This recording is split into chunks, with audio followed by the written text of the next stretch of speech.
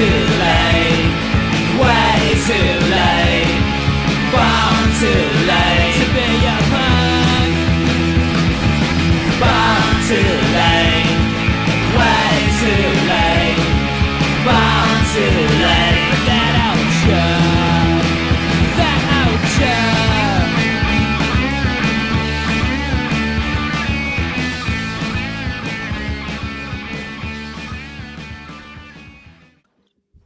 Hello and welcome to the Born Too Late podcast. This is Josh, here with Jay and Ed, and tonight, our special guest, Nick Spoon. How's it going? Hey. Hey, Nick. Hey, nice to be with you guys. It's going great. Nick's in the garage. Mm-hmm. I'm drinking cold beer in the cold garage. That is the best place to drink. It's cold better than a hot garage with hot beer. Yes. It's very true. Oh, I love the podcast. I'm very happy to be on with you guys. I'm fucking stoked. I've been looking forward to it all day and all week, actually. Wow, Awesome. man. Thanks. Cool. Hell yeah. Like today at work, I was fucking off. I wasn't doing anything, and I was listening to the episode that just came out of the 1977 punk rock playlist. And there was some really fucking good shit on there. There was a really great bands and suggestions, and there was stuff I had never heard before, which is always what's great about your podcast, you know, because there's a million fucking zillion punk bands, and I haven't heard them all. So it's cool to just sometimes, like, you know, you don't have time to hear them all. I But, know. Right. you know, so you got to kind of pick and choose because your time is precious and nobody wants to fucking hear something that sucks. But, you know, if you somebody that's cool, like, puts out a suggestion and you fucking click on it and it's great, it's nice. Yeah, thanks. Yeah, I mean, so Josh has Faster and Louder blog, and so he gets new music constantly. And Ed and I used to have a blog called Audio Ammunition. Yes. And it's the same, you know, we reviewed music and we interviewed bands, but we got to the point, and this is going to sound like a total asshole thing, but we got to the point, or at least I did. I'll speak for myself. I can listen to a song for 5 seconds and pretty much know if I'm going to like it or not. Fuck, I mean, totally. 5 seconds, dude. I'm just like, within 2 seconds of the singer's voice. yeah, You're like, yeah. Especially if it's like a white guy and you're like, oh, I've got problems. Fuck you. You know what I mean? Delete. Right? We've all got problems, bitch. Get in line. I don't know. I try sorry. not to do that. I try to give it at least 10 seconds. Oh, whoa. Usually Easy. you can tell though. There's a vibe with a band. Right. You're right. You know, but you know, first impressions are everything. And if certain shit will just hook you, you know, like when you're a kid and you hear your first time hearing the fucking Clash. The first time I heard the Clash was on fucking VH1 pop-up video. It was fucking got like Rock the Cash Bop, and it was like, this is the coolest shit ever, you know? Yeah, I think the first time I heard him was on MTV too. I mean, that sounds kind of fucking lame, but I'll be honest, you know, it was like, this is rad. Hey, man, you know, you're probably in the same boat as me. You know, we come from these smaller towns. We don't have like these, you know, a cool older brother or cool friends to show us this music. So yeah, dude, I saw the Clash. It was a live clip of "I Fought the Law," and I think it was on like 120 minutes or some shit. Right. You had to dig to hear something like that, like, because I remember like one of the bands on my list is like, of course, fucking Green Day, but yeah, you know, you don't hear underground stuff, and you know, I had to drive or travel to the valley to like Tempe to get like to like a actual record store, and then you see zines and you're like, what the fuck is this, like, you know? And you get Maximum Rock and Roll, Flip Side, and what was the other one, Heart Attack, where it was all hardcore punk. Punk Planet and all Punk this other, Planet. Comic Bus, all this shit, and you're like, you just start getting deeper and deeper in the rabbit hole of punk, and it's just so much fun as a kid. To me, it was, Oh yeah. Yeah, Yeah. these kids these days, they don't know how easy they have it with Bandcamp and Spotify and be able to hear like all this cool music. Right? You used to have to Instantly. read Maximum Rock and Roll, and it's like, if you have a barcode, you're not punk. Yeah, dude, you had to earn the knowledge. You It was like- earned that knowledge. It's like, damn, I want to be punk, but I don't know about how punk. Yeah, but now you have the algorithm that points you. If you like this, you should. You might. Right? And we didn't have any algorithm. You got Maximum Rock and Roll, and then you look through it, and you looked at all the ads and the reviews. Yes. And then on a leap of faith, you stuck $4 in an envelope and sent off for it. Oh yeah, dude. Right? Sometimes it took me like, I remember ordering from a German label called Incognito, blindly sending money, and then it took like 2 months for like the records, like my Spent Idols 10-inch and a couple other PVC CD and whatever else Incognito had. I'm like, I was That's sweating cool. that one. It was just sitting at customs. Yeah, probably sit at Sky Harbor for like 4 weeks. Right. The Spent Idols have finally cleared customs. Yeah. Yeah, it's so much fun to discover new shit, especially when you're young. And then when you're old, that's why I like your show, because I listen to other podcasts and it's like, it's this established let's interview someone who's like a big name or whatever. But you guys do like deep dives into shit. It's cool because I haven't heard every fucking band. There's shit that slips between the cracks for me, and it's just fun. Oh yeah, dude. For Audio Ammunition, when we do interviews, if they said, "Oh, you have to see my manager," or "You have to see," I'm like, "Nope." It's like no managers, no PR, no. I'm like, I don't like dealing with the third parties. It's like if I'm not dealing with you, I'm not saying you don't deserve it, but I'm just like, was the whole point that we were trying to do, is help up and coming bands that don't have that yet. Yeah. So that was, and that's kind of what we try to do with Born Too Late also. Yeah, we do not deal with any managers or publicists. Yeah. No. We're not Joe Rogan. Yeah. Well, I wish Lesser Creatures was originally fucking sponsored by Michelob Ultra, but they dropped us. So I'm not getting paid to drink this beer, but I'm just drinking it anyways. In defiance. Out of the sheer love of In defiance of the sponsorship. Yeah. Fuck them.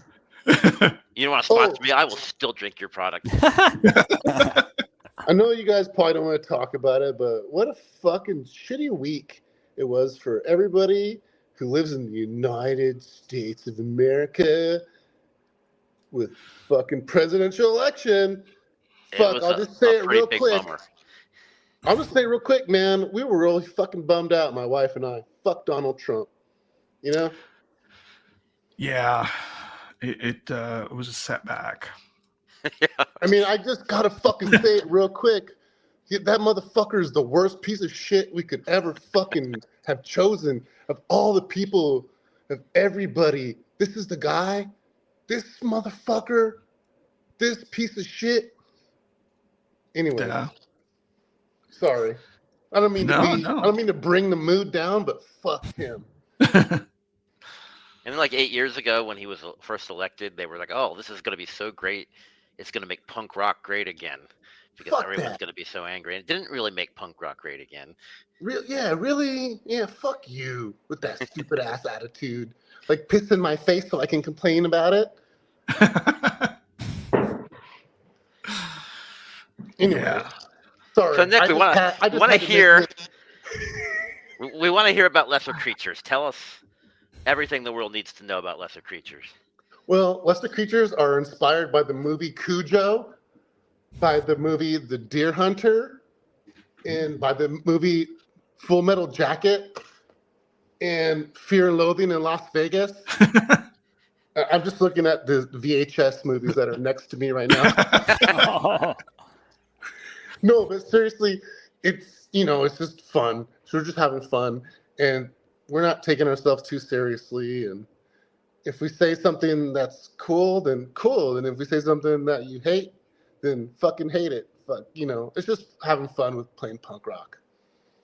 And you have a fairly new album still out there that the kids can get on the Bandcamp. Yeah, it's called Entertainment System. We were trying to get sued by a certain company from Japan originally. We keep doing the art that's derivative of an entertainment system that's very popular, that's sold with all the children. But yeah, it's it's there. So when did you guys start playing together? Well, Nick? the new lineup now has I'm also slurring my words. Has Tyler from the the Follow Ups. They're on tour right now in Canada, and we have Lily from the Lily Livers playing drums. So we've been playing together for a year. But the thing is, we've never played together. It's all like online, like digital. We send files and shit. Oh, So it's really cool. It works out great. I was gonna say, you guys haven't played in like the Valley before, right? No, we have never played a live show. It's always been, Oh. recording. So yeah. So do you have any plans to do that? Like do a little mini tour or anything? As of right now, no. It would be cool, but no, as of right now, we don't. So you're like the Beatles. It's towards the end, just a studio project. Yeah, pretty much. Or like XTC, Yeah. Well, that's what it all started out as. It was just me originally doing everything, Uh-huh. and then it turned into like actually having band members. Sorry, I didn't mean to log off there for a second, but it's over time, it's mutated, and like I did do everything by myself or with people and fucking help, but now I've got like a full-time band where we're actually all working together to write the songs. That's cool. Yeah, so it's a lot better. So this new album then would definitely be the most recommended Lesser Creatures album. Yes, if you definitely. had to rank your own albums. Oh yeah, if I had to rank my own albums, this would definitely be the best, because this is the one where it wasn't all me. Like actual other ideas were introduced, and it made my shit look stupid. Like it, not stupid, but like fucking enhanced it so much to where it was like not a self-indulgent type of project, to where it became more of a band, like gelling, and really just good and fun. Nice. So Josh mentioned you had a band camp. Do you have like physical records or like merch and stuff on there too? Or? Yeah. There's all that stuff on there, or it's available. I don't know if it's on the Bandcamp link, but if you go look on my Facebook and shit, it's on there. I'm sorry, I can't think coherently right now about the actual site, but it is available. So we are going to have a special show tonight. We wanted to bring in Nick to converse with us about favorite pop punk releases, albums, records, whatever you want to call it. And it's going to be fun because there was really no rules here. So if someone wanted to say, I'm going to pick the first 5 Ramones album, you could pick the first 5 Ramones album. You could. If you wanted to say, I will pick nothing before the year 2008, you could do that too.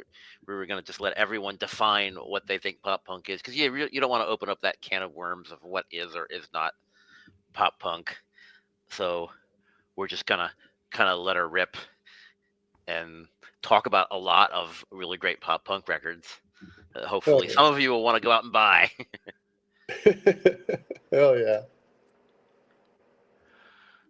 Yeah. So, who is going to feel like going first, or should we establish a rotation here? We can have our guest go first. Nick, So, if that's cool? Nick in the Okay, leadoff yeah. spot. Okay, I'll go first. Fucking best shit in the world is the Vindictives, the many moods of the Vindictives. Nice. Boom. Mic drop. That fucking that shit is fucking excellent. So wonderful. There's not a one bad song on the whole fucking list. Yeah, that's incredible. Like, I was so excited when they finally made that compilation and put all of those records out on one album, and it really is. It's like one of the greatest punk rock albums ever made. When you put all that stuff together, and such an original, incredible singer with just amazing songs. Yeah, what a good call that is. The fucking Vindictives, so good. Yeah. I mean, and it's weird because like you don't ever think of them as like, at least I don't, being synonymous with Lookout. You know, when you think the Queers, Lookout, Mr. T Experience, Lookout. You know, it's like, but I think the Vindictives were totally one of the most underrated bands on Lookout Records. Perhaps the most underrated band on Lookout Records. Well, I have a contender for that. Oh, right. Oh, I have a contender for that, in my No. opinion. Okay. So my pick is the Crumbs self-titled LP. Mm. oh yeah. Ooh, good choice. You know, and there, you know, and talk about another distinct voice, man. Yes. Rav Classic, like that. You know, people are like, oh, he slurs his words and he sounds like he's got marbles in his mouth. But dude, it gives it swagger. It sounds so like it just sounds tough and badass. You know, the way. Agreed. And yeah, I love the Crumbs, and so yeah, that's my pick is their self-titled LP on Lookout. 1997 is when that came out, and then the weird thing is they were from Florida too. I guess it's not weird, but you know, and then Vindictives were not in the Bay Area either. But. I remember that when that shit came out, and I bought that CD, and I would fucking listen to that in my Camaro. I was so cool. Oh, Nice. This is the Crumbs in the Camaro. Windows rolled down. Yeah, it was like, this is fucking cool as punk. It was fun. Those are fun songs. yeah, Yeah. that is like a Camaro kind of record, isn't it? Yeah, you know what I mean? Those are like carefree kind of fucking good songs. We Yeah. should do a whole episode on the Crumbs sometime. Yeah. Like, no one else is going to be talking about the Crumbs on any podcast. Oh. They're not going on Joe Rogan anytime soon. Fuck Joe Rogan. So, what's your first pick, Ed? I went with something far newer. Newer? I'm just gonna go with that as a word. I went with "Worry" by Jeff Rosenstock. Oh, 2016, side one, Dummy. So you know his old band was Bomb the record industry? Oh, Bomb the music industry. So he kind of comes across, you know, as this like 30 something, like either like party guy, you know, he's probably too old to party, or this like kind of have this slacker vibe. But he talks about all this kind of cool stuff, like, you know, he mixes in urban gentrification, other kind of politics. You know, he pulls from like indie rock, and he pulls from like pop punk, and he pulls ska, and he just mixes this all so well together. But the bass is probably as much as pop punk, and Worry's probably a little bit better because I think not that the band on We Cool isn't cool, but I think he got a little bit better musicians to play with him. So, yeah, I went with that one. Because when I was thinking of my list, I was like, I just don't want to do like one decade. So I tried to, like spread it out. So that was it's kind of the thinking behind my list. So that's my first one is Jeff Rosenstock, Worry. I wonder if that's going to be the winner for most recent selection, or if one of you will top that. Oh, I got something from 2023. I got something from yesterday. Yeah, it came out today. Like, I thought I would be like a real maverick and say, I'm gonna put the new Classic Pat album in there. I considered it, but I'll let that record stew a couple more years before it makes my all-time top 5. Before it's classic. Yeah, before Classic Pat is officially a classic.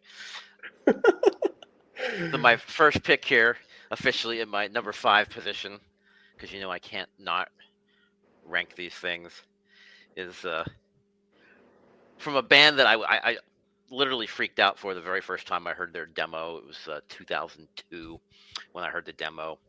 But this is the Unlovables from New York. Mm-hmm.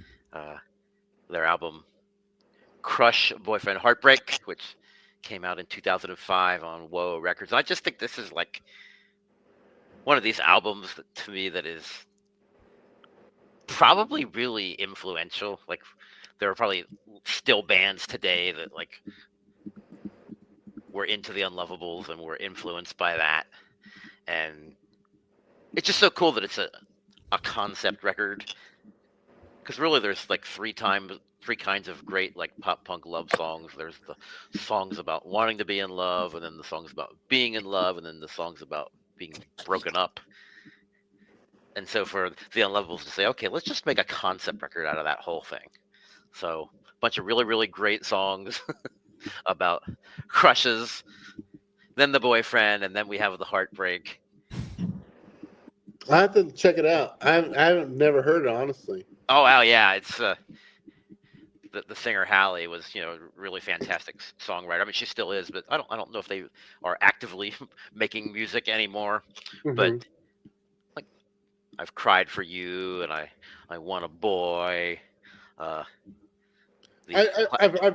think I've heard like one of what's the most popular song off of that? Yeah, probably I've cried for you. Maybe. Mm-hmm. There's a really good song called "Feeling All Emo Since I Broke Up With You." That's a great title. Epic closer, inconsolable. So yeah, I just love that whole range of emotions, because pop punk can be optimistic and hopeful, and you longing or wanting to find love, and then the songs. I mean, not that many songs about being in love, but sometimes there are. And then of course all the great songs about it's over and I'm devastated, I'm miserable, and so you get a little bit of all of that from the Unlovables on the Crush Boyfriend Heartbreak. Oh yeah, I consider it a classic. Cool. Yeah, I've never heard it either. Wow, so you're all gonna have some homework here. See, that's why I like this podcast. You pause that bitch and then you fucking type that shit in YouTube. So we're back to Nick. Okay, so I got Queers Beat Off. Ooh, yeah. That was the first time I heard the Queers. My cousin had a tape. One side was Screeching Weasel. What the fuck? Not My Brain Hurts. What's the compilation album? Kill All the Musicians? Kill the Musicians. And then the other side was, Queers Beat Off. And I just fucking, when I heard the Queers Beat Off, it fucking sounded so fucking great. Joe's vocals were so great. Every song flowed into the next one. And it just became like just a perfect pop punk album because, every song was indispensable. It just flowed so good and it just made so much sense. And it was rebellious. And had middle finger in your face, but it still had the wonderful, great songwriting, that was so important because anything else, yeah, it's fun to have, say, fuck you, blah, blah, blah. But that's real simple to say. Anybody could fucking say that. If you have to have something that's memorable and catchy to make you come back to it, to have you know what I mean? To hook you, really. I don't know. Oh yeah, dude. The first Queers record I heard was "Love Songs for the Retarded," and I remember that song "Granola Head," and I'm like, dude, talk about middle fingers, Yes. So my next pick, so I, like Ed was saying, I kind of wanted to pick a band that is was influential to some of these guys, some of these newer pop punk bands. So I picked the Toy Dolls. Oh, Their third LP, Idle Gossip. Ick. Yeah, I remember. I remember somebody brought over a VHS tape, and it had a bunch of Toy Dolls songs, and they're like these videos of them playing like in a park, and then there's some live stuff, and it was just so goofy and crazy, but like Nick was saying, it was super catchy, and Olga's voice was out of this world. So yeah, I mean I've liked them ever since. So yeah, that's my next pick. Idle Gossip by Toy Dolls, 1986. nice. Hell yeah. Oh, cool. Hell yeah. Is it? Are you? What do you got, My Ed? turn? Oh, my turn. Okay. I did Radioactivity, the self-titled one from 2013 on Dirt Nap. This is like the Texas supergroup, I guess. For maybe lack of, I mean, because if you got Markman, Mind Spiders, Bad Sports, like the Reds video, all those guys are in one. But something about, well, not to mention that Jeff Burke has a cool voice, but it's something that's like, it's like he kind of, the Markmans got their thing, but I think I like Radioactivity much better. And I think it's not just the tempo and the steady punk that he does, but it's like, I think in Radioactivity, it's like he brings other things into it. Like some of the lead work isn't like typical, like pop punk, like lead work. And some of the way he does the songwriting, because it's easy in a pop punk band just to do like your 3 major chords and just call it a day. And you can make you could make 17 songs with, Right. a 1-4-5 chord, and that's it, guys. Hey, we're done. But like Burke doesn't do that. Like he seems to really he actually uses the minor chords in the scale, and then actually like I said, back to the lead work. It's like some of it is like post punky or like new wave a little bit. It's cool how they like bring other melodic elements over like a pop punk bass, and Radioactivity probably does it better than especially a lot of newer bands, but the way he songwrites or they songwrite is pretty cool. So that's why I went for them. I guess if we're numbering these, this would be my 4. Hell yeah. I think that's cool. I think that's a cool choice. Ed's keeping it in the modern era, since he knew that some of us would be stuck in the 90s. Well, or in my case, the 80s. But you dove back to the 80s, which a lot of people might not do. Yeah. So we're representing multiple decades. Speaking of being stuck in the 90s, I'm gonna jump on this Queers train now. And I know it's a problematic title in today's age to say love songs for retarded, but man, what a perfect pop punk album it is. I just think the Queers, like, really in that time period, like 93 through 96, were just untouchable. Fuck yeah. Like, there's the reason why there's 6 million bands that try to sound like that still, because it was so perfect. And doing the 77 punk playlist show, we were talking about, what would you want the aliens to hear? Like I feel if I wanted an alien to understand pop punk, I'd be like, all right, here's Teenage Bonehead. This is pop punk. Yeah. Listen to this. Go do whatever you need to do with your artificial intelligence, and you can write, Okay, 20 guys, albums.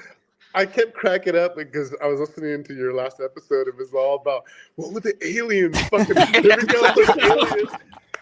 Okay, we need to go. Okay, aliens. Here's the top 10. We need to do an Yeah. aliens top 10 fucking list. But I love it because it's so true. Like Jamie Jones, like the way the fucking starts off like. God damn it! Please don't destroy us. I know, we've got some value. Listen to this. Yeah. We produced Yeah. Clash. It's the best we got. But think about it, like you're tripping, coming right out of the gates with that. Especially these days when it seems to be like a political choice to say that Nazis aren't bad. It's good to like have a song like that, like "fuck you Nazis." You know, like, Right. we need to like remind ourselves that Nazis are bad, and Yeah. the queers were doing that, and then you would go to like like the total like bubblegum songs, Deborah Jean, and Daydreaming, Awesome. and of course, right, Jay talked about Granola Head, like that whole thing about being a punk and thinking, oh, we're all nice. No, we hate hippies. No, we have to just hate get something. drunk because I don't want to be a we're Granola Head. So yeah, what classic album that is. Yes. Gosh. It is. It's timeless. Yeah. So we're back to Nick. Okay. Fuck. Okay. Well, should I keep it out of the 90s? Or You should do I? whatever Whatever. you want, Nick. Okay, well, I'm going to fucking jump to the Minutemen, double nickels on the dime. Ooh. Oh wow. Yeah. Oh, man. Because, okay, talk about wonderful punk rock, but then also songs that people are still relating to today. You hear today all over the place. It's just really intellectual, and it's not, bullshit musicianship. It's good musicians. Very, smart people who were good at their instruments, who kicked ass, who weren't fucking mediocre. It's just fucking wonderful to this day. Yeah. I mean, that's a game-changing album there. Yeah. I think this episode's over. I don't think anyone's going to be able to top that shit. Other than people like that. What do you mean that Minutemen were pop punk? What do you mean the Toy Dolls were pop punk? Yeah, I like this. I always like pissing off the gatekeepers. I mean, right? Because those songs were like radio worthy. Like they're like, I'm all slurring my words. Radio worthy. There were some like really like good moments where it was like standout shit. It wasn't, filler. Everything in there was fucking almost reminiscent of Richard Hell, where it was like poetic, Yeah. Yeah. Yeah, for sure. So I'm going to, this is going to kind of sound like taking a step down, but my next pick is a band that was from Oakland called Primitive Hearts. And they did an LP called High and Tight in 2013. And it was put out by FDH Records, Resurrection Records, and P-Trash in Europe. And this is the only LP they ever put out. They released a 7-inch and then a split 7-inch with Pookie and the Poodles. But yeah, High and Tight is awesome. I don't know how I just dug that up recently. I've been listening to it, and it's great, man. Holds up 10 plus years later. Wow, doing the deep dive into the 2010s there. Yeah, See, yeah.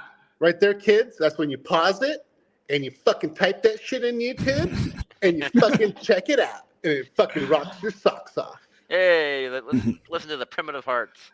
If they let us play music on this podcast, we would do it. But Hell yeah.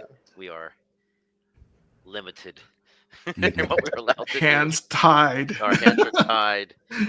I'm gonna go pee into a empty tall can right now. Just kidding. I bet you Joe Rogan can play music. Yeah, he can do whatever he wants. Yeah. Fuck Joe Rogan. So what do you got, Ed? Okay, this is my. So I stepped away from the current, and I think this is my only '90s one on the whole list. All right. But I have the Queers too, but a different record. So I Wow. have Don't Back Down. I have Don't Back Down. That's a cool one. I mean, I don't disagree with the other two that have been mentioned, but I think Don't Back Down for me is like where they really got the whole Beach Boys meets Ramones thing like just right. Like Love Songs for the Retarded is cool. It's a little more on the Ramones, but this one I was just like the meld is like so good there. And yes, I understand, and I get they cover Don't Back Down, but I mean, it's just like, and even the way the tracks are listed, it's like we got the punk one, pop, punk, and then pop, and then punk. It's like even like. It's like they even thought about the playlist to even just to go like that. But yeah, I think, and I agree with you. It's like when I think of the 90s, I mean, like I agree with Josh that like 93 to 96 run is tough to beat, from the, but again, I had to just go for Don't Back Down. There's just so many, it's kind of like I don't think there's really any filler on that. I would go with almost that's an all kill or no filler record. It is. And then the perfect. duet between Joe and Lisa from Cub towards the end is like so good. Like I was like, I've been listening to that record again. I mean, it'd been a while since I listened to it, and I put it back on because that was the first one I thought of, and I was like, how did this song not get on the radio? Like, what is happening with the because the song is so good. Can't Get Over You. It's like, but yeah, Queers Don't Back Down. I agree 1,000,000%. It couldn't, like, you're right. Like, that is the quintessential, like, if we really want to fucking just cut this whole list down to fucking one record, it would be that record. Because that is the epitome of, like the perfect production, perfect era, perfect, right in the middle of the 90s where everything was just gelled perfect. They had their original lineup, and they nailed it. They fucking nailed it. It was perfect. Well, and they even brought back, remember, like the other guitar player JJ back to help write some of the songs for that one too. Really? Yeah, because I was like reading some of the backstory, and they were like, so he's like a co-writer on a lot of them. Like it's not just like all Joe doing everything. It's like a lot of co-songwriting on a lot of them. I mean, obviously, we all know there's a lot of covers on it, but the original stuff is, But yeah, I love the fact that you can like find like when that album goes pop, it's perfect pop, and then it'll be like, "Hey yo, motherfucker, I only drink Bud." Or Born to Do Dishes, or something. So like the humor is still there, but then it's like, what is it like? Then right to like Janelle, or it's like so good.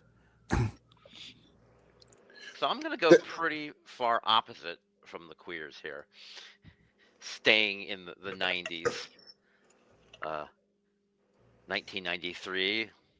This was released on Shredder Records, and it is the Parasites, Punchlines. Oh, great. And this is just like, probably like at this point in my life, like middle 90s, this was consistently my favorite band for several years.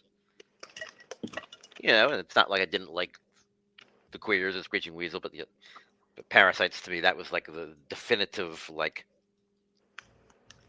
non-snotty pop punk, a pop band through and through. And Punchlines is just so amazing, just because I love the way this album is framed with beginning with Crazy and ending with Let Down.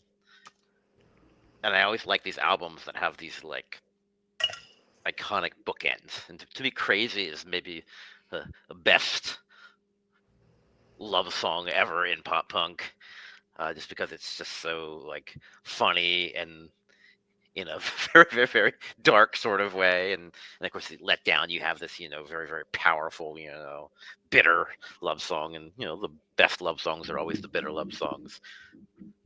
But Young and Stupid, there's another song that I would want the aliens to hear if they were understanding pop punk. And, When I'm Here With You, Someday. Yeah, such a great album. And, Parasites made a lot of great records. But Punchlines, that's the one to get. You don't really need to say, do I have to buy 4 Parasites records? Well, you could, but get Punchlines, and if you don't like it, well, then you've got problems. I wonder why they never released those LPs on Lookout. They're always on like Shredder or some other like. Yeah, that was interesting because I never got that either. They were on Shredder, and then went to what was it, Go Kart, I think. Something weird. Yeah. Like something that I was like, Yeah. dude, why did you guys just bite the bullet? I don't know what the story is, why. It's like, were they not offered anything? I never understood. It's like they were purposefully avoiding it. It's it totally seemed that way. Maybe I don't want the stigma of being on Lookout Records. But they're such a good fit. Like I don't get it either. Like I agree, the Parasites is a good choice, but it's like, yeah, I think maybe if they were on Lookout, would they be at the level of in this, like more of like a talking point, like how the Queers are for the '90s, and Screeching Weasel, and I feel like they would have probably been. They could have been as big as like MTX if they had been on Lookout. Yeah. Oh yeah. Because those bands were selling records back then. Yeah, and and Punchlines is just better than most of what Lookout ever released. Yeah. So we'll never know why they weren't on Lookout or Honest Dons or something like that. So yeah, that would have been a good label too. Yeah. So we are back to Nick. Shit. Okay. so I'm gonna go with. Should I go with another '90s classic or should I go old school? Your call. Let's go old school. Oh, okay. Okay. This way. Okay, old school. Okay. The Clash, London Calling. Ah, there we go. Fuck, when I heard that, I know there's a ton of songs, but most of the songs are pop songs. They're like fucking really radio-friendly songs. And All Lost in the Supermarket, to me, is one of my all-time favorite songs. I don't know why. It's weird. I love all the Mick Jones songs. I love Mick Jones so fucking much. Oh, yeah. Yeah. I love Big Audio Dynamite. I love all that shit. And to me, that shit, it was just like a moment of time where, what's the fucking song?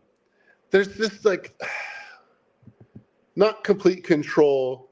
That's on the other fucking album. Hateful? There's just like, I'm fucking retarded right now. But there's just like too many good ones on there, It's just perfect. Yeah. Yeah, for a double album to be that like lean and filler free. That consistent. And, yeah. Like I especially love like maybe it's like getting towards side 2 where that album really takes off for me. But that's like one of my favorite albums of all time, and I love the fact that you're getting towards the end of the album and you still got like freaking Death or Glory and like songs like that that are just so good. Well, you got That's the song I was thinking of. Oh wow, yeah. Death or Glory. That's the one. Every cheap punk, ends up making payments on a sofa or a girl. That lyric. It's just such a fucking great lyric, and I love Joe Strummer, and I love all that bullshit. Well, your final track. Well, isn't your final track "Train in Vain"? Yeah, like you talk about the way to end an album. I know. Yeah, let's just sort of slide "Train in Vain" on there. Yeah, just put it on. We won't even list it. We'll just put it on there. It's a secret track. Hidden bonus track. That's your secret track. And it'll be on the radio for the next 50 years. I know. It's just like this beautiful song that tugs at your heart and it makes you feel like in a different way. It's just so good. Yeah. No, man, that's another great album. Guns of Brixton. Like Right? Oh, yeah. If That you is have like- a good sound system in your fucking car when you're a teenager and you put on Guns of Boom, Brixton, boom, boom. you're a bad motherfucker. Boom, boom, boom, you know? They got Clampdowns on there. Oh yeah, Clamp Down is so Spanish good. Bombs is on there. Yeah. Oh, I mean, just Mhm. go on and on. Hateful's, yeah, Hateful's on there. It's like, Yeah. The Well- I mean, like the clamp down, just like the song Clamp Down. God fucking damn. How many people wish they could write something half as good as that? I know. Yeah, I feel like when you listen to Clamp Down now and you read the lyrics, it's like they were like predicting Trump or something. It's It's just so good. freaking insane. well, and then the effortless mix of styles. It's not like every Right. song is like, it's not like 17 of the same song. I mean, it's like the way they are able to like pull styles and mix them all effortlessly together is like another thing. Right, like it's like what's brand new Cadillac? That's like totally weird. Like let's just go like this fucking, you know what I mean? Yeah. Like, and they just like you said, like they just go through and it makes sense in a way where nothing sounds phony and it all sounds genuine.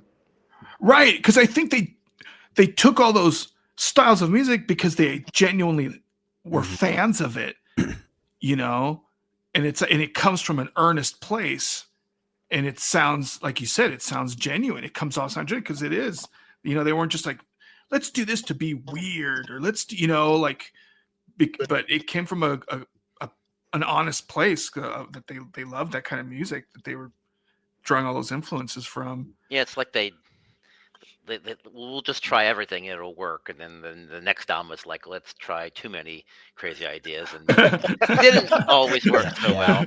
They're like, we've been so crazy, let's go crazier. Let's do a triple album. If There's you a gotta lot of get- good, but you know, there's a lot of good shit in that next one. But yeah, Yeah, I know there's I some know good what you shit, and mean. then there's some unlistable shit. yeah, oh yeah. Yeah. Yeah. So again, like I feel like I'm stepping down, you know, again. but so my next pick is the White Wires. Ooh. Hmm. Oh yeah. And yeah. so they came out the 3 LPs, like 1, 2, and 3, and a handful of 7-inches. But my favorite is 2. And yeah, they're from Ottawa, from Ontario. LP came out on Dirt Nap Records in What year? 2010. 2010. Oh, sorry, I didn't mean to interrupt you. I'm sorry. Oh no, that's actually what I was going to say next. No, 2010. But yeah, great record. Not a whole like again. And it's just it's really the recording is like so. It's a little underproduced, and they just have a really scrappy sound, but they've got such awesome hooks. And yeah, I thought they were a great band. Talk about underrated, man. I think Kids. White Wires deserve to be. All right, kids, pause the episode right now and go listen to the White Wires. That Yeah. sounds fucking cool. Hell yeah. Yeah, White Wires you, are so you good. love them. Yeah, good stuff. Edwin. All right, my turn. All right, I went number 2. I went for Rosillos. Can't stand the Rosillos. Oh, that's a good one. 1978 Sire Records. Mm. Yay. It's like I kind of don't understand. I mean, I'll talk about my number 1 as being the template, but I kind of don't understand why this kind of isn't the template for like pop punk, and it's not like really mentioned as much as like, you know, the kind of, I would say arguably the big 3, like Ramones, Descendants, Buzzcocks, because a lot of those same elements are all throughout Can't Stand the Results. It's like Yeah. catchy guitar lines, yeah, active bass player that's, you know, is does pop runs around the guitar recording, yes, you know, the drumming is incredible. Then you got the dual vocals that work seamlessly together. Like it's the whole record is just totally fun. I mean, yeah, maybe it's not every song's not about either my hometown or, you know, like the girl I didn't get or something, but it's like, you know, the lyrical content's still fun. You know, it's like science fiction or B movies or even stuff, like what Cold Wars are cooling me down. I mean, even like it's like clever, it's so and then there even the covers are fun, Glad All Over and I like it. So I picked that for 2, but that's kind of my and that's the only thing too is I can't figure out why. I don't know if it's like maybe the lyrical content or maybe they weren't. Maybe since being from Scotland, they weren't hanging out with all the cool Londoners at the right time. So I don't know, but I always think every time I put that record on, it's like this is such a great record. Like I don't, I'm just always amazed why I don't hear it much as more listed as like an influence on other bands. I guess they weren't punk rock enough for some of the punks. I guess I don't know, but there's not enough bands singing about babies doing good sculptures. Yeah, right. Fuck exactly. being punk rock enough. And that's why you like your girlfriend is because she does good sculptures. Yeah, that's good sculptures. Not how she looks. You got flying saucers. That's right. You're embarking into space, Destination Venus. That's right. Singing about Top of the Pops. Yeah, this is stuff that I think is still meaningful in our lives. That's right. So I'm gonna stay in the '90s, and this was an album that was a real game changer for me. Like in my opinion, this is one of the 3 or 4 most important bands in terms of being an influence on everything I like now, and that is the Muffs self-titled album, 1993, and I still remember the first time I heard the Muffs. It was on some like local alternative rock show where we were going to play all of the alternative bands that aren't going to actually get played on the radio. And they played Lucky Guy, and I was just trying to tape stuff, and so of course I taped that and I listened to that song a million times. But you talk about a band that's like the perfect combination of pop and punk, especially on those first 2 records. Because if anyone wants to say, well, Blunder is better, well, I can see that. I like self-titled, just maybe a little bit better. Lucky Guy, Big Mouth, From Your Girl, Everywhere I Go. Mm-hmm. But you're talking about one of the greatest vocalists to ever sing any kind of music, and to have that just high level of songwriting, and to have the production that record had. To me, this was like a band that kind of like got back to like cool music again. Like if you love the Ramones and Blondie, and where has music been, the last 15 years like this? Yeah. I freaking love the Muffs, and I'll take that album all day long. Hell yeah. Yeah. Great band. Great record. Nick. Okay, so am I up? Okay. You are. Okay, so I'll do Dillinger 4 Situationist Comedy. Ooh. Oh, wow.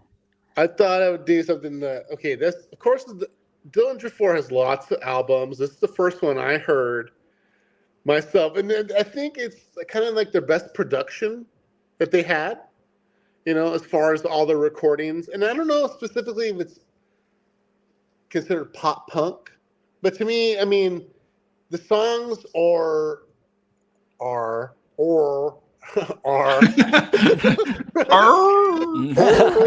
songs are like fucking, I mean, they're written with the sensibility of something that could be digested. They're not just like fucking screaming like exploited, like fucking blah blah blah, fuck you, la la la. Anyways, yeah, Dillinger 4 Situationist Comedy. All right.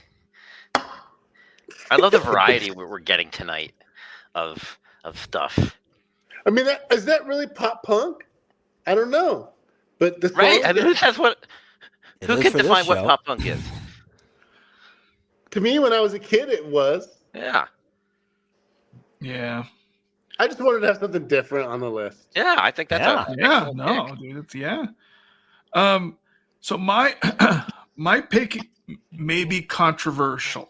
All right, let's go. Okay, here we a go. little bit of controversy. And I'm quite frankly, I'm kind of a little surprised that no one's mentioned this band before now. But so it's Screeching Weasel. Mhm. However, it's Bark Like a Dog Whoa! Oh, I love that album. on Fat Records. First release on Fat Records. It still had the classic lineup of Ben, Jughead, Vapid, Panic, and Mass Giorgini producing. But dude, after they left Lookout, I just kind of I don't know, I just kind of lost track. I just didn't keep up with them anymore. But it was years later that I went back and I'm like, oh, I'm gonna see if some of these records were any good. Some of them kind of weren't, but Bark Like a Dog is freaking amazing. Yeah. The songs, that are on there, gosh, what was the Cool Kids? What was the so Cool Kids, You Blister My Paint, Killer. Your It's name is tattooed on my heart. yeah. Fucking so good. Oh yeah, dude. It's it's an amazing Stupid record. Girl. There's some fucking great songs on there. Yeah, fuck yeah. But yeah, so that's my pick is Ben Weasel and the Weasel Tones, Bark Like a Dog. Great choice. All right. All right. Getting I'm to kind of Ed. surprised. I'm surprised this one hasn't been mentioned either. But Descendants, Milo Goes to College, 1982, originally on New Alliance, of course. SST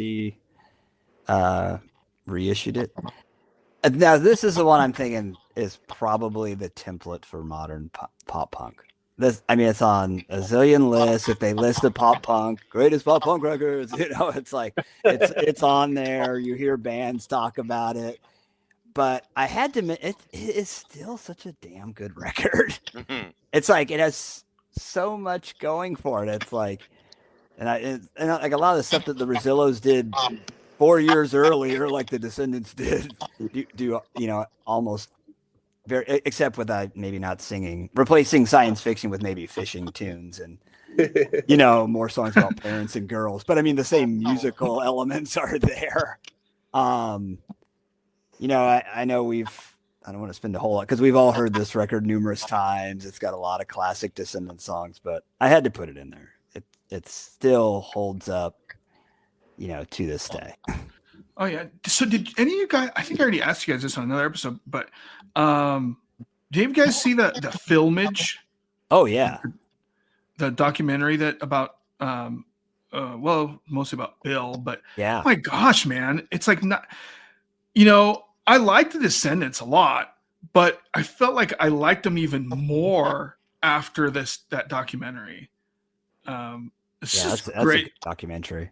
Yeah, and it's like I don't even think you have to be like a big fan. Just a lot of the stories and how everything kind of unfolded at the end, and his health problems, and it was really interesting. But yeah, I feel like that's what a documentary should do. It's like you should walk away being like a little bit bigger of a fan than you were walking in.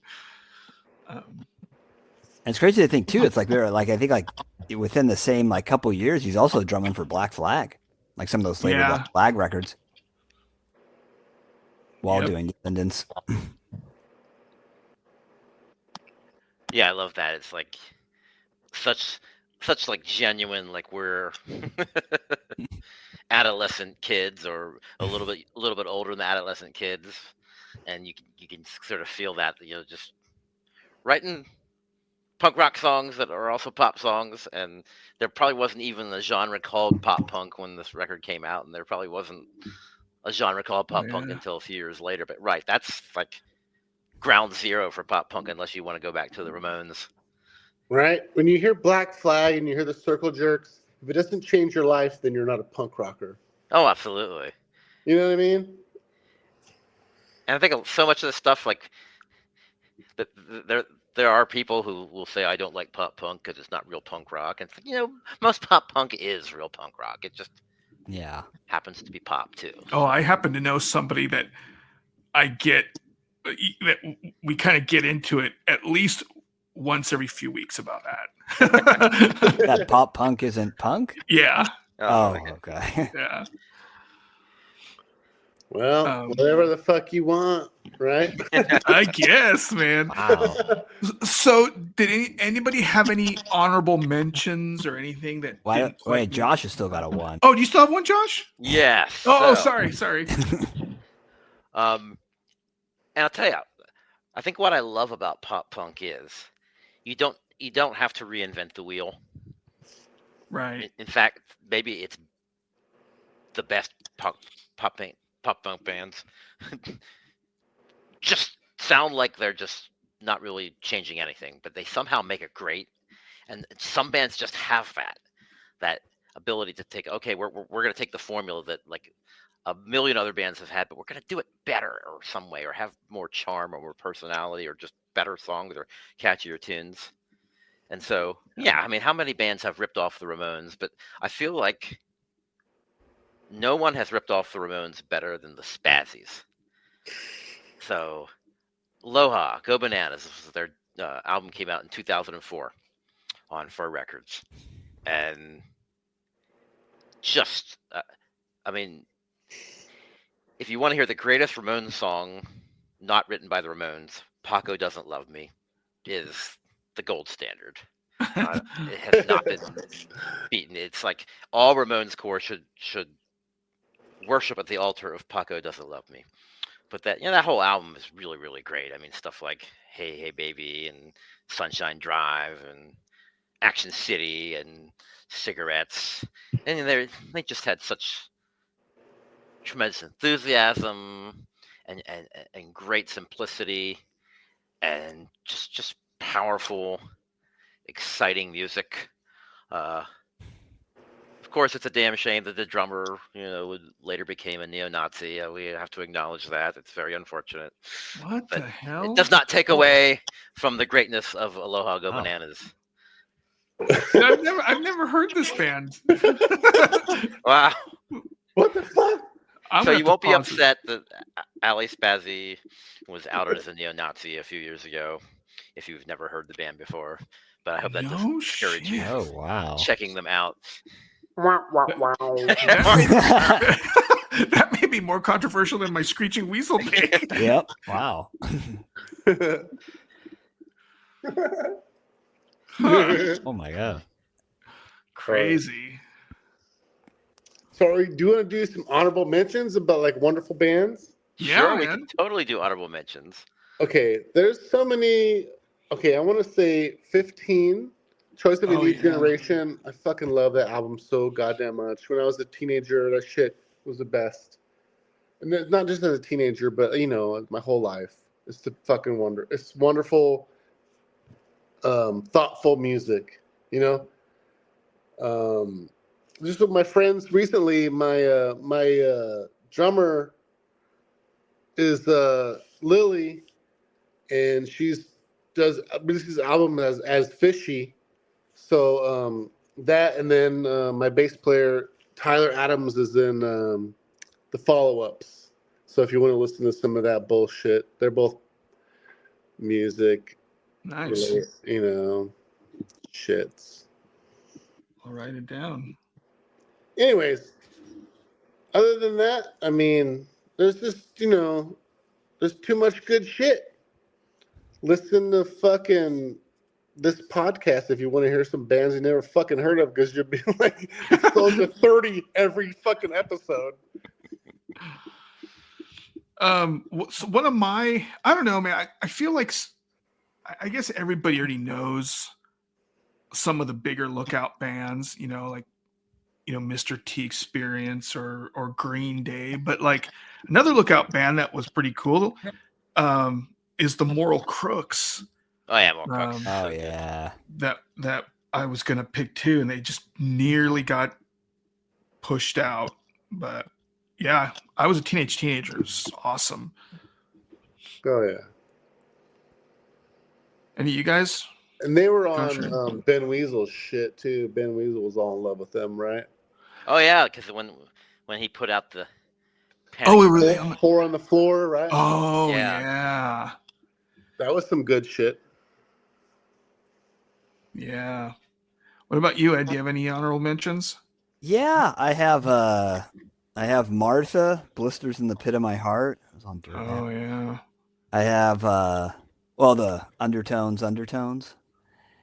I was surprised no one mentioned this. I kind of left it off. I was thinking it was going to be chosen with like briefs hit after hit. It's like, but nobody mentioned that one. I was like, well, is that more 77 than it is a pop punk record? Maybe that was the whole. I don't know. Trying to think what else. And then I guess if you really want to go more a newer band, that's probably you could mixes and other elements. If you went like Joyce Manor, Never Hung Over Again. Yeah. Oh, the Real Sickies are pretty good too. Yeah. I mean, that Toy Guitar record's cool. Toy Guitar. They had the guy from Primitive Hearts. Oh, that's The singer from Primitive Hearts was the bass player in Toy Right. Guitar. And then the singer from Toy Guitar was in One Man Army Yeah. and Dead to Me. And he played in Swingin' Utters for a while. Oh, yeah. And he was in the freaking Swingin' Utters. Yeah, Jack. Dude. Yeah. Yeah. Have you guys ever listened to Sincere Engineer? I've heard the name. I haven't listened to it. It's really good. You should check it out. She's really pretty good. Yeah. I'll go in the notations. Every episode, whenever people mention bands, I always like write it down. So like I always have all this notepad with all this like stuff written down on it. Right. All these bands to check out. Josh, did you have any honorable mentions? I'll do a few. The Ergs, Dork Rock, Cork Rod, celebrating its 20th anniversary, iconic 2000s pop punk record, highly worthy of honorable mention. I don't think anyone said Green Day Dookie. Oh, I had that on my list, but I didn't want to be too obvious. Shit out of luck. Boris Sprinkler, Saucer of Saturn. And what the hell? Classic Pat.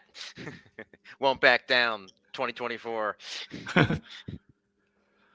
Yeah, Boris Sprinkler's another one that seems like they should have been on lookout too. But, They would have fit right in. Yeah.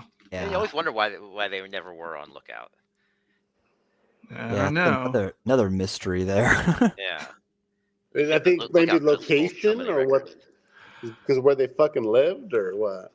The Screeching Weasel was, and weren't they from Chicago? Yeah. Screeching Weasel. And the Queers were, and they're from. Yeah, true. I don't fuck. Yeah, you're right. Right? I mean, I don't remember where they're from. No, not Boston. Where are the Queers from? Somewhere. I don't know. Where were they like originally? North New England area somewhere. Yeah. Queers are New England band. Yeah. So I gotta ask you guys some food recommendations if any of our listeners are ever in Arizona. Let's hope they're not, but if something happens and their car breaks down, Oh god. Fucking run. They're on the road between the prisons, right? Remember that movie? I was gonna say The Hills Have Eyes, but Yeah. Pull up. Don't hitchhike, motherfucker.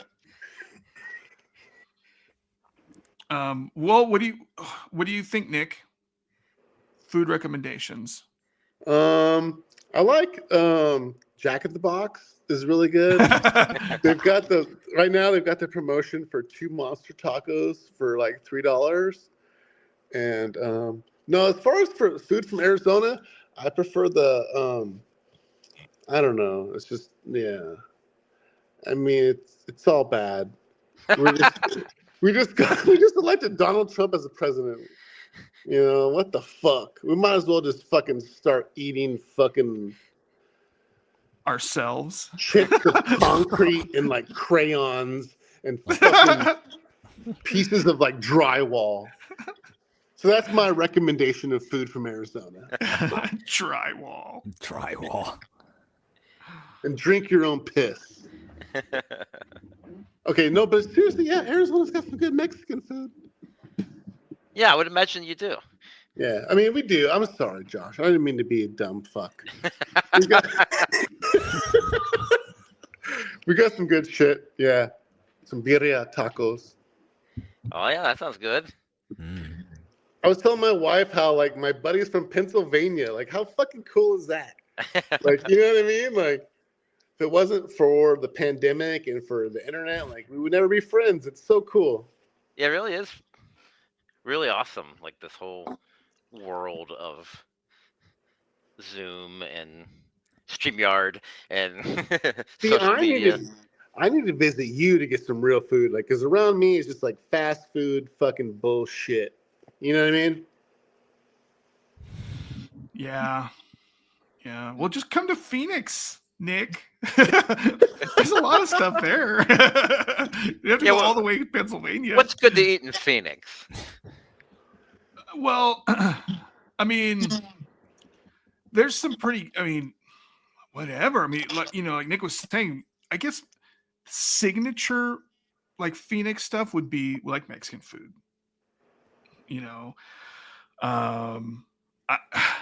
I don't know, man. I've been to New Mexico, I've been to Texas, and I still think ours is better. There's just something about it. Yeah. But yeah, Mexican food, Mexican, you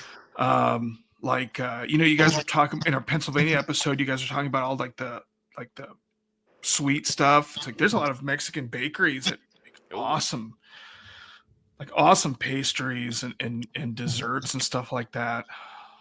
That's it's true. There's some motherfuckers that can get down making some shit that will make your head spin here. You know what I mean? It ain't no white motherfuckers, I'll tell you that.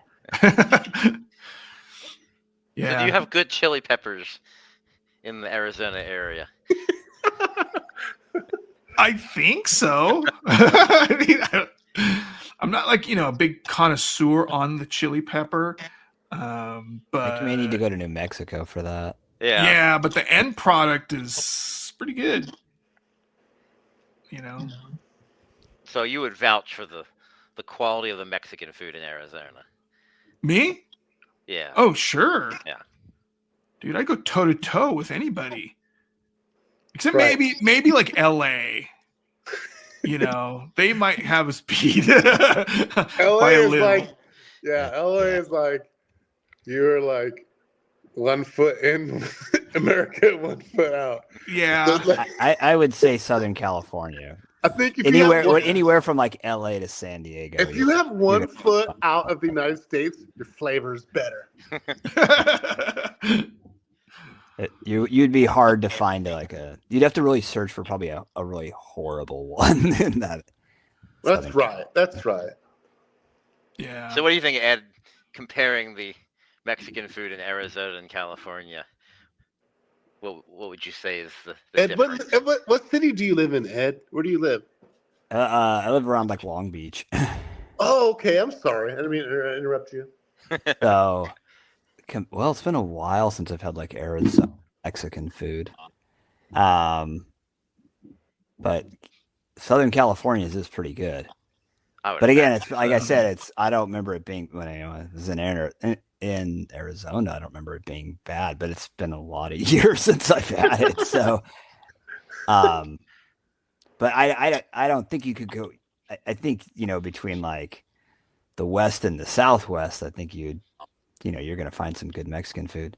But I think California, it's like it's a ton of burger places, and there's burger, like I can't speak to Northern California, but burgers are big out here. Burgers, it's like Mexican food. It's like those are like staples out here. Those style. I mean, there's like all kinds of other stuff too, but Those are probably the big two. Ed, can we go get burgers? What do y'all drink in Arizona other than Michelob Ultra? Man, we fucking drink everything. We fucking drink too much. We drink fucking worm piss. It's horrible, dude. I just really wish I was with Ed in California. It's a real nice place. This place sucks. We can go get a hot dog at 3:00 in the morning. Yeah, but Yeah, it's you like could. but Yeah, it's you fucking could. horrible. In Arizona, I swear, everybody pisses on your food, and everybody like, it's just like the worst. Yeah. Don't come to Arizona. Too many. It's too many health codes in California, so you can't do that. Yeah, there goes the flavor. In Arizona, they just they think That's the flavor. onion. That's the flavor profile of Arizona. It's onion. It's onion. Oh god. Anyways, what the fuck am I talking about? Because what's the big food in Pennsylvania? I mean, other than I guess like the cheesesteak, which is that's all we hear about. And like other than that, like what's the big stuff there? It depends on where you are in Pennsylvania. Because if you're in like Pennsylvania Dutch country, where I am, you're gonna have a lot of like German-inspired things, God damn, that sounds so good. and all the smorgasbords, where you go stuff your face full of chicken pot pie, and buttered noodles and ham balls. God damn it. Pork and sauerkraut. And then you have Western Pennsylvania, where they put the fries and the slaw on the sandwich, and pierogies. Motherfucker, it's like I'm watching porn, but my hand is locked in the cage. That sounds so goddamn good. Okay, so that's what it is. Okay. Yeah, because I mean, if I hear it's like what the West, it's like I said, Mexican foods, a lot of good like Asian places, like I said, burgers, like that kind of stuff. Not as much like it's not as much like East Coast is like fucking. Your bones are hurting, and you eat this shit when you're cold, and it will warm your. Yeah, like it's not as much like Like it seems like it's not as much like sandwiches, like not here. Yeah, East Coast is like, if you want a sub, this is where you come. Yeah. Every part of the East Coast is gonna kind of claim that it has the best subs. Yeah. And then you got to figure out, okay, well, are you in the part of the state that calls it a hoagie, or are you in the part of the state that calls it a sub, or a grinder, or a hero? Oh wow! But it's all the same damn thing. It's I'm so fucking hungry, and all I have is an empty beer can. A long Italian roll, and you stuff it full of meat and vegetables. And see, that's the key. Full. You stuff it full of meat. Yes. They don't do that. Yeah, the sandwiches are not like what you're describing. That's for sure. God damn it. We don't got that shit here. We got the torta.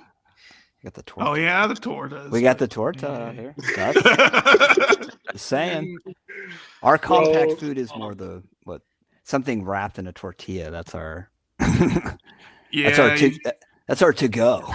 You stuff a bunch of meat, like questionable meat, in a tortilla, and that's kind of like, carne asada burrito. Yeah, with rice and beans and probably but it's like 98% meat.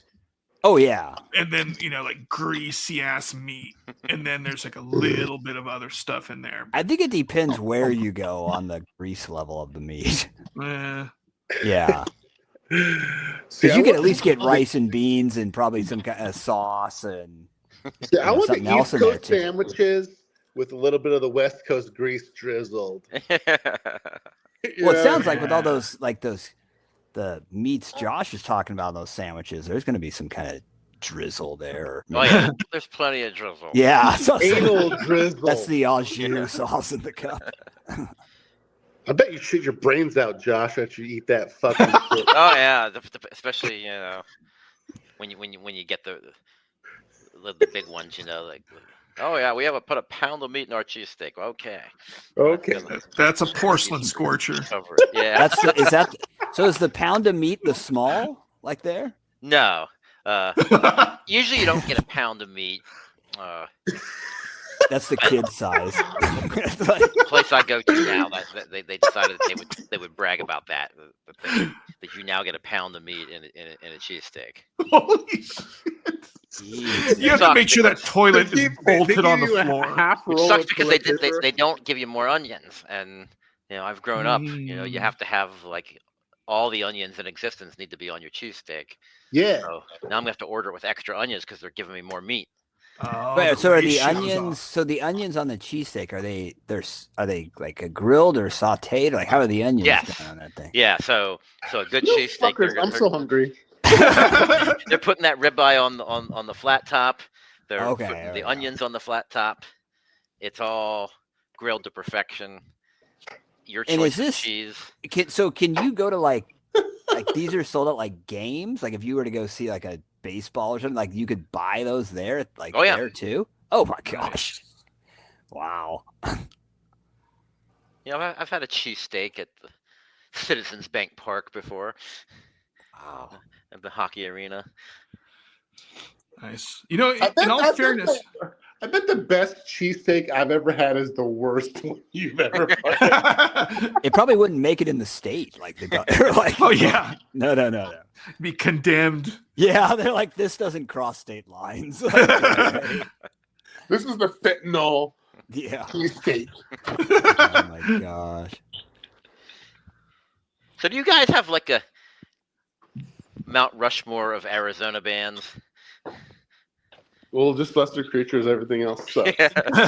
There you go. I feel like I was telling you and Travis, I think that Jimmy Eat World is up there. Okay. People love their friggin' Jimmy Eat World. What about JFA? JFA is big. Are the meat puppets? They're from Arizona. The meat pup. Freaking it's like the meat There you puppets. go. Yeah. Beat Angels. Oh yeah. Yeah, well, there you go. See, you do have you could definitely fill a Mount Rushmore with Arizona bands. I've never heard of any of those fuckers. You've heard Jimmy Eat World. I know. I'm just kidding. Right now, you have the X-Bats and the Lemon Drop Gang, so that's like two of my favorite bands. So something. I feel like there's more Arizona stuff we're I missing. always forget the X-Bats are from Tucson. Yeah. I feel like there's more Arizona bands we're missing. Probably. Yeah. Mob 40s. Oh god. No, I won't go into that. Oh my God. Yeah. I don't know. All those bands that played at that place off at Tempe when we used to live there? Yeah. Where the bands would play upstairs on that rickety stage. That one. Oh yeah. What was the name of that? Pushers. The Pushers played upstairs. Nick, do you ever go to shows in Phoenix or Tucson or Tucson? Like, do you ever? I haven't lately. I try not to because I get mobbed by fans. But right, that's understandable. I was just talking to my buddies. Have you guys ever heard the band TA80? Yeah, they're awesome. Yeah, they're Arizona band, and they're gonna play in Tucson, fucking like next month, and I'm like right on the road to Tucson. Like this Phoenix and Tucson's like one little stretch, and so I said, "Pick me up, fuckers!" And they text me. And they said, "We're gonna play and sing a Ramones song on stage with us." So it's like, "Yay! Fuck yeah! I love them." So that'd be fun. Oh, that's pretty cool. TA80? Yeah. TA80. Yeah. Oh yeah, I've never heard of them. I haven't heard it. They're fun. Check it out. Something new. They're currently I've already have my first draft of my year-end list done. Mm-hmm.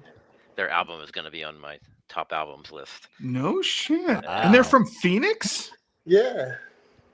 What? Yeah, they're cool. The bass player, the girl, Amy, she gave my son. She got a brand new amp, and she gave my son her old amp. It's like a dope ass old PV amp with a 15-inch speaker. Wow. So it's like for free, just like, hey, I'm gonna, she just like hooked us up, and so my son's like, you could turn that shit up and it fucking thumps. You can't even turn it past like 4 or 5, and all the speakers, the fucking windows in our house are rattling and shit, It's like super nice, and we're all friends and homies and shit, Wow, that's pretty cool. Yeah, I'll have to check them out. I've never heard them. Yeah, they're cool. They're great people. Well, Nick, we have taken up a lot of your evening, man, and we appreciate you lending us your time. Thank you. It's been wonderful to speak with you guys, and it's been my pleasure. I've been really looking forward to it for a long time. I hope we didn't disappoint. No, fuck no. I hope I didn't disappoint Probably. by being a little slurred speech. No. Little slurry never hurts anybody. You The guys album is Entertainment System Yep. on Yeah. Out Loud Records. Yeah, Get fuck it now. Check it And out. Hope they do well enough that they get sued by a big Japanese company. And if you don't like it, then fuck you. And on that note, thanks for listening to the Born Too Late podcast. Hey, love you guys. Thank you. All right, thanks. Have a good night. All right, Good see ya.